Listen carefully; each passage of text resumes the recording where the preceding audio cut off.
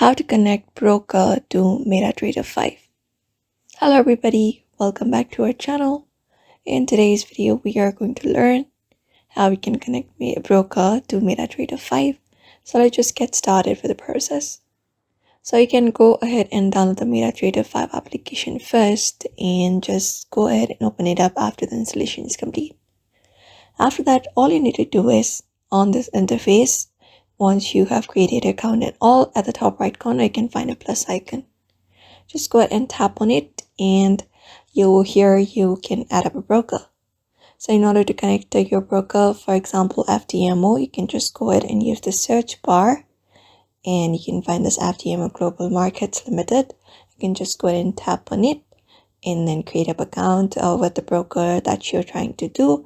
And then once that is done, your broker will be connected to MetaTrader 5. So that is how you connect broker to MetaTrader 5. So I hope this video was helpful and thank you for watching this video.